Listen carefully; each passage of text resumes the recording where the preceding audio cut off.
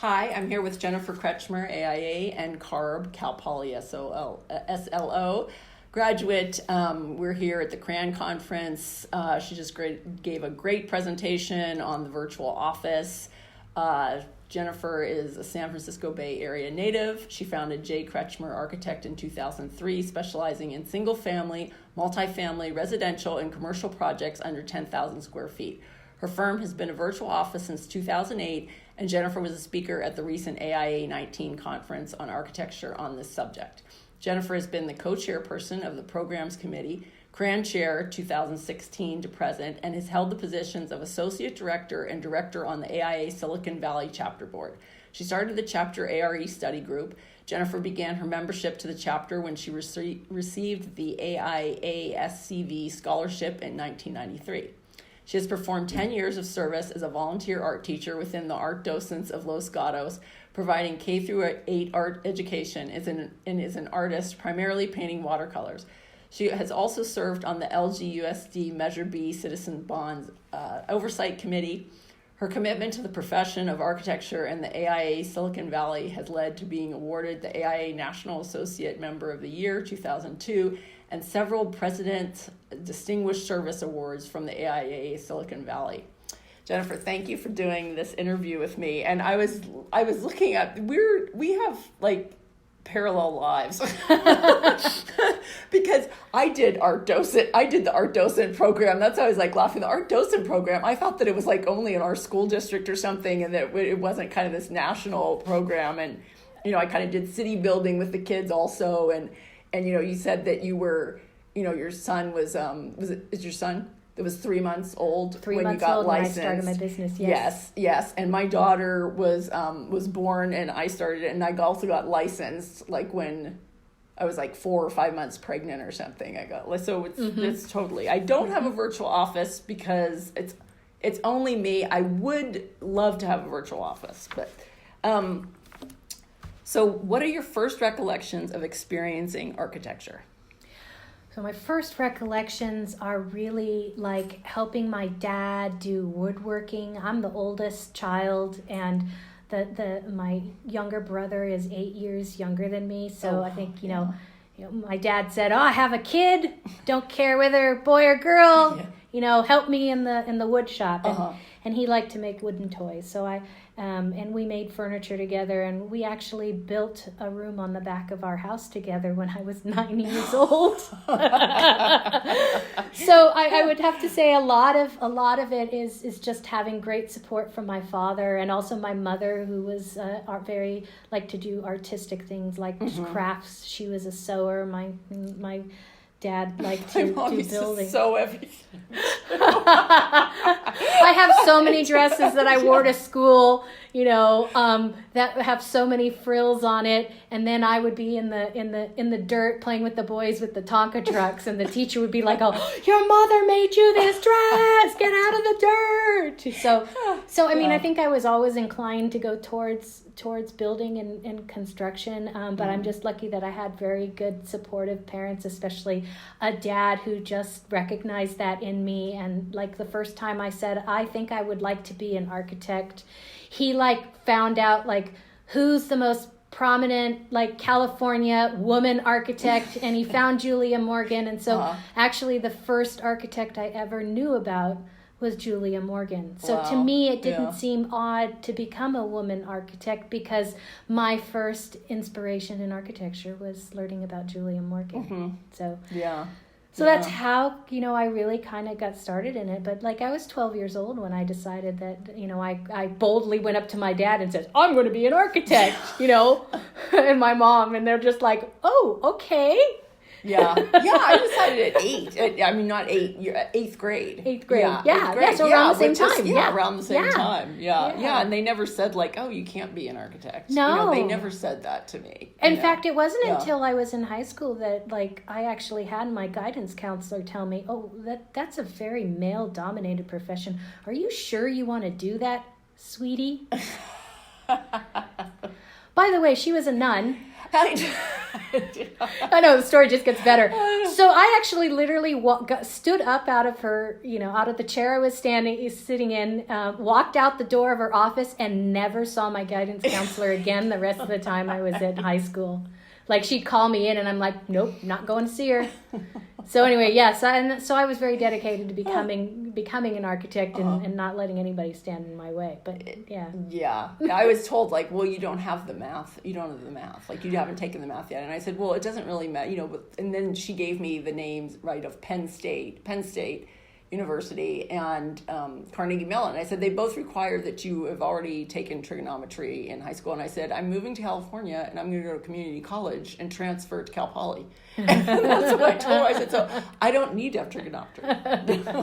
Well, I was pretty good in math. I mean, like I was talking about my parents. My father is a mechanical engineer, and I think he assumed that I would be a mechanical engineer like him too, because he was always taking me to the office. And actually, I still have all of his drafting tools from those days. So like, he taught me how to draft. So, yeah. Oh yeah. Now, my stepdad's a design engineer. My dad was in an engineering program, and he actually worked for an architect in Pittsburgh for a little bit, but he didn't pursue it beyond that. But there. So what are 3 classic buildings that you like and why? This is such a hard question to ask. Why do you do this to people? Well, I think because, I mean, classic as far as like buildings that maybe people would know, or maybe there are buildings that people don't know. I mean, one person gave me 3 buildings and I had not know. I mean, had never heard of any of the 3. Any of them?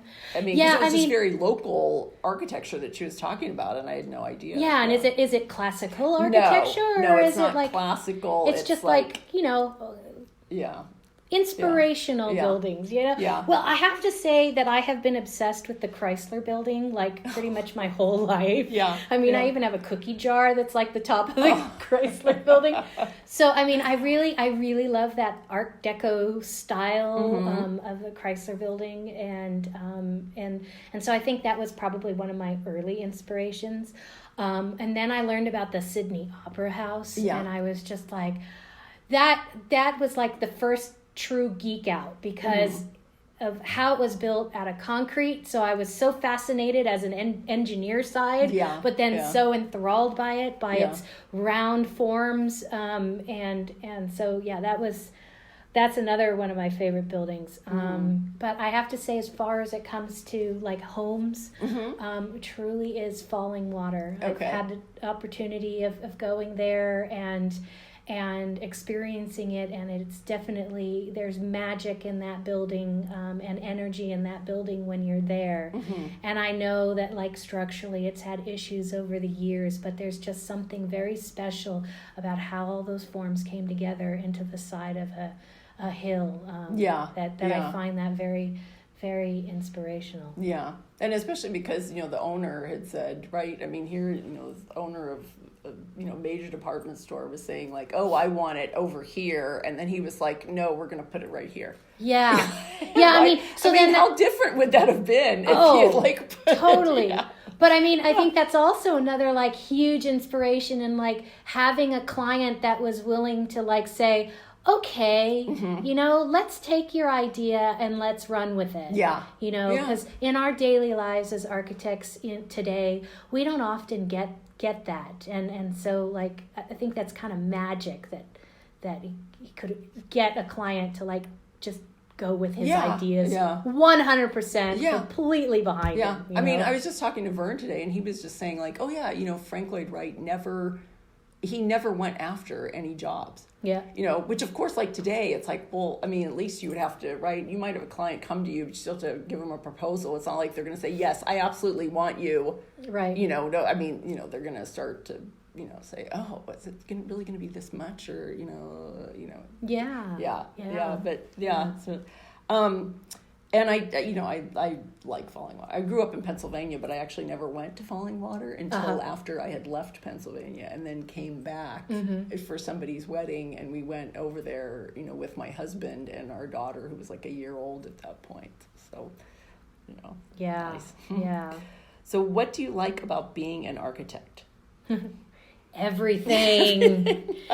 No, seriously, because like, what other profession can you be so incredibly creative and solve problems, but also have to be engineering minded and economic minded? You know, you have to be a scientist. With your client, you also have to be, especially with residential projects, you have to be the psychiatrist. I mean, you have to wear so many hats. So, I mean, I feel like from day to day, it's never the same. And so, like, I know it seems like kind of a silly answer to say everything, but I mean, it really truly is. There's so much energy in everything we do in being an architect, and it's the entire component of everything coming together that I think really makes it such an enjoyable profession. Yeah. I mean, I like how we're not really doing the same thing every day. I mean, everything ends up being a little bit different, you know, where then we do get a chance to go out and do construction observation, as well as like meeting with people or going and helping them, you know, in custom residential, you know, you're going and shopping, you know, if you're doing a lot of the interiors with them, right? Yeah. I mean, I don't think we're getting paid like interior designers, but, you know. I just met with someone earlier this week and found out, wow, really. I know. Exactly. And her husband's an architect, too. I'm just... but you know what? With that said, there is a lot of opportunity to make a really good wage. And I know, I mean, this isn't really on your questions, but like, so I'm a firm owner, right? Yeah. So I have really been in the last like 4 or 5 years really like going and moving away from being like the technical architect and really concentrating on the business and entrepreneurship within my company. Because, you know, we had a big life-changing event in my household, and now I'm the sole provider for my family living in Silicon Valley, which is a pretty expensive area. So I had to make my business really, really work financially and find a way to make that work. And I'm happy to report that when I filled out the compensation survey with the AIA this year, the answer came back that says, "That's out of our range. Are you sure?" I'd never seen that pop-up window before, and I'm like, out of range? Are you sure? Well, yeah, damn straight I'm sure. Oh my gosh. Wow, how dare you make so much money, Jennifer? How dare you? So and again, back to that question about what do you love about being an architect? Well, now that I have really embraced that role as the entrepreneur, I actually really love being a business owner. So I am actually doing less design now and more, you know, marketing and entrepreneurship and really, you know, growing the business in a way that's more sustainable, but taking myself out of the role of day-to-day architect. So, and I'm still enjoying it. So, which I still think that is being an architect by doing all of those things that are, you know, that, I mean, not everybody does, right? And really, like, it's in a small firm, the person who's running the office, it's like maybe even in any office, you know, design is a small part of what the whole package That's is. So true. I mean, I mean, they make it seem like I'm a designer, you know, but I mean, there's so much. If you're going to get anything built, I mean, of course, there are architects that don't build anything, and then maybe they are designing, you know, 90% of the time or something. But, that's a good point. What would you like to say about the future of architecture? So, being that I love to talk about virtual office and that I run my firm as a virtual firm, I think that the future of architecture is being mobile and embracing collaborative unions, meaning, you know, that little firms connect together to do bigger projects, or you know, and then can, with that project being done, then can break apart. I mean, just being mobile in that way as well. I really feel like that's the future of architecture. The large office with, rows and rows of architects working. We don't have the drafting tables, but today we have just rows and rows of computer. I don't think that's a sustainable model. It's not sustainable for the way we work now and utilizing technology, but it's also not sustainable in a human life work balance type situation. I mean, people need to still be able to live their lives and not go. There's so much burnout going on right now. I talk to architects a lot, and I hear, I've been working so hard for the last 4 years. And I'm just, I don't know what to do. And I think we need to move away from that and really figure out how to make that work. And I think mobile and collaborations are the way to make it happen. Yeah. And I think definitely, I think that, when I had a child in 94, nobody was thinking about it. What I was doing is when I first started, after I had my daughter, 3 weeks later, I had somebody that I had worked for at an office, and they asked me if I wanted to do some work, contract work. So it's kind of the same thing, but it wasn't, we just didn't use the internet, right? And then there were people that weren't that far away from me that I started doing work with them, and then I had my own projects, and that's kind of how, and I think, I don't want to be like women-centric, but I will be women-centric, but just saying that it makes it a lot easier for people with families as far as being able to, because a lot of times it's the cost of daycare and everything is just not, it's just not financially feasible, especially, after I had 3 kids, there's no, it's like, forget it. You're not, I have friends that, even with 2 kids, they're making $50 a week or something after they took, they, took away child care. Yeah. My first remote worker whom I took on in 2005, I actually met him at the first firm I ever worked for, and he was working remotely for that firm back in, I think it was 97. Okay. And then that's when we met, and he's been working for multiple architects over his career. He's always been remote. So he was a very easy first person for me to pull on in 2005. But he does that because of his own family responsibilities. And nowadays he's caring for his elderly mother. So he's got to drive her to doctor's appointments, and they're of course in the middle of the day. Yeah. And if he was in an office situation, he really wouldn't be able to do that.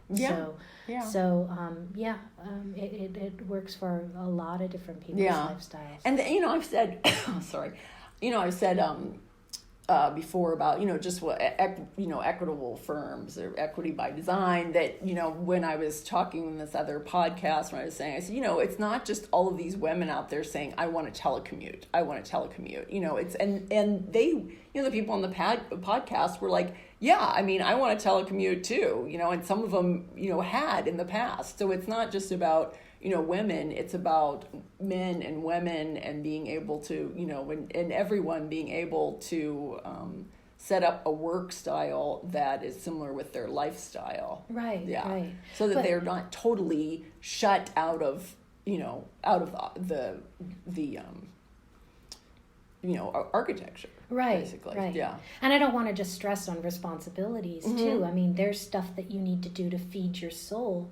I like to paint, as you mentioned in your biography, and sometimes I just want to pack up my bag and go to the mountain and do some plein air painting, and it's best to do that, in the middle of the day when the kids are at school. And it's light outside. And it's light outside, right, exactly.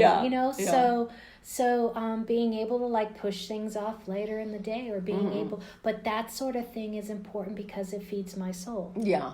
Yeah, definitely. Yeah. Okay, is there anything else that you wanted to say?